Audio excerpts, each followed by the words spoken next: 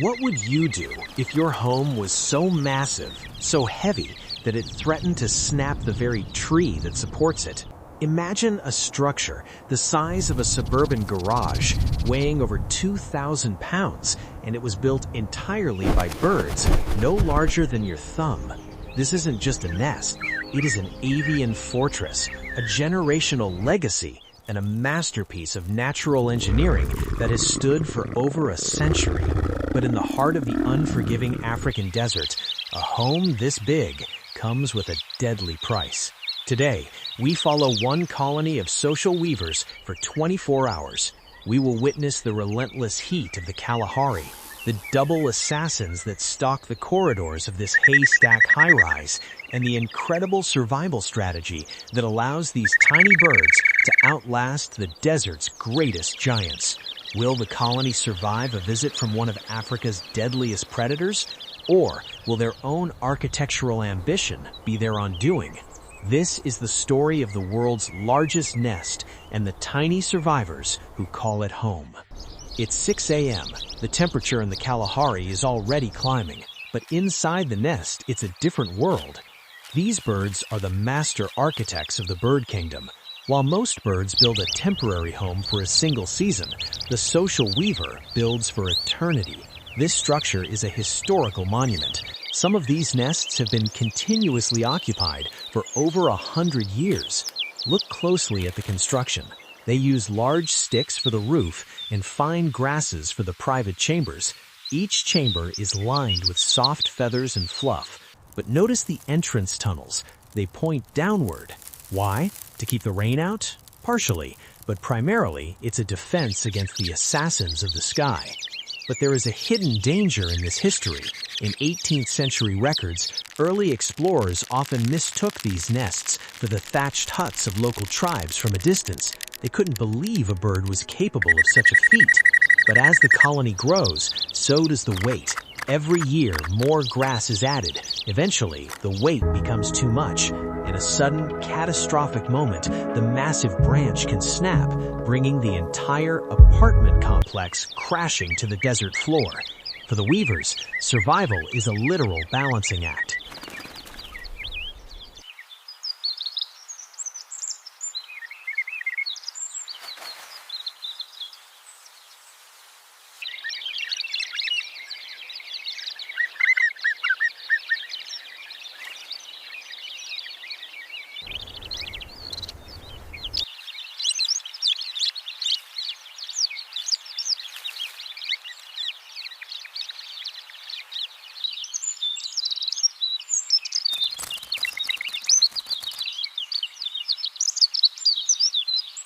But the social weaver takes the wildlife partnership to a whole new level.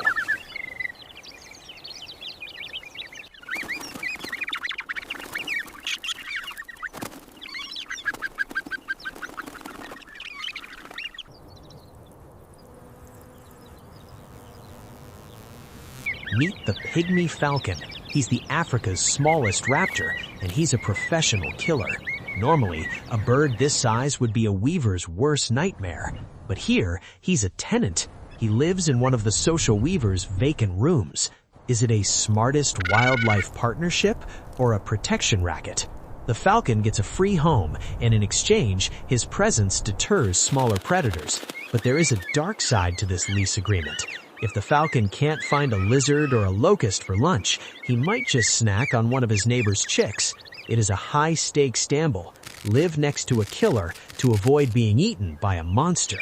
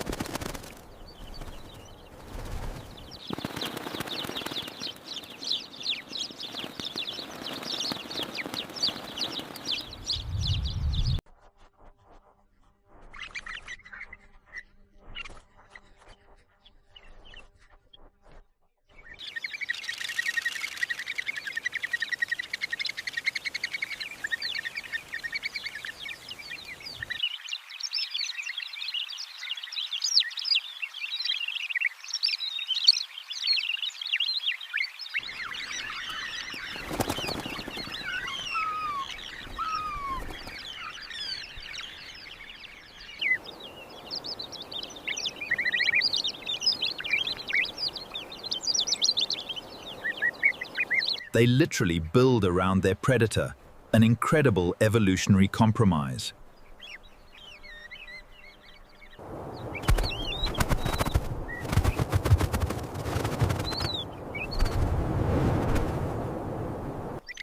What would you do if a Cape Cobra, one of Africa's most venomous snakes, suddenly stood in your path? For the weavers, this is the ultimate test. The cobra isn't here for the shade, it's here for the eggs. It can smell the life inside the nest. It begins to climb, its tongue flickering, sensing the heat from the chambers. Could a single weaver survive against one of Africa's deadliest predators? No, but this is the secret life of the colony. The alarm call goes out. It's a frantic, rhythmic chirping. The weavers don't fly away. Instead, they swarm. They dive bomb the cobra, 1,000 tiny shadows flickering around the snake's head. They're not trying to kill it. They're trying to confuse it, to harass it until the cost of the meal is higher than the reward. Watch this narrow escape. The cobra strikes, but the weaver is too fast. This is a relentless battle of speed versus venom. In the end, the cobra finds the harassment too much. It retreats, sliding back down the trunk. For today, the nursery is safe. By mid-afternoon, the Kalahari is a furnace. Outside, the temperature is 110 degrees, but inside the center of the nest, it's a cool 75 degrees. These birds have mastered thermodynamics long before humans built air conditioning. The thick thatch acts as an insulator.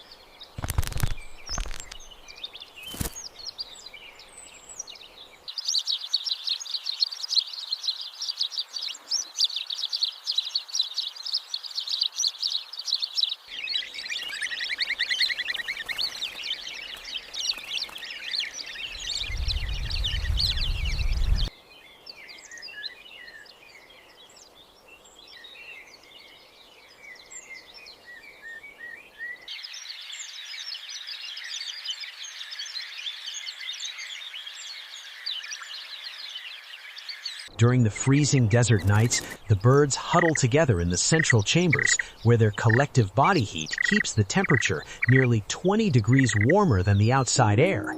This is the incredible life cycle of the weaver. Survival isn't just about fighting cobras, it's about outsmarting the sun.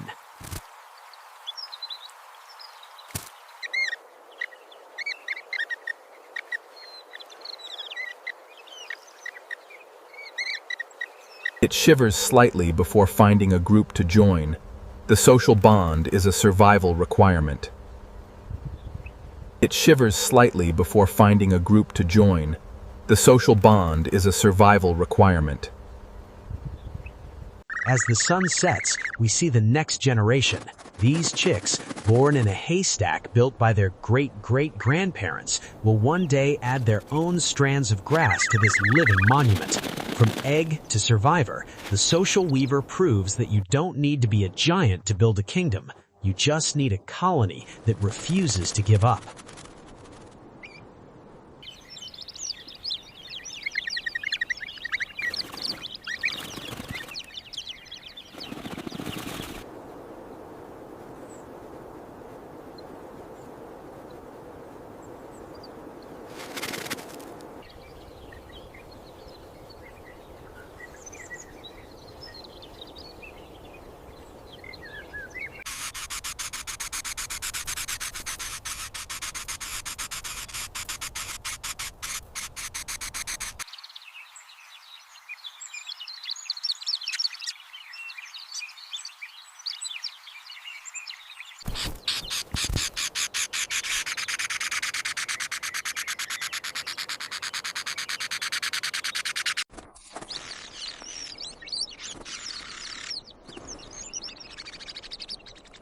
What do you think is more impressive, the size of the nest or the fact that they let predators live next door?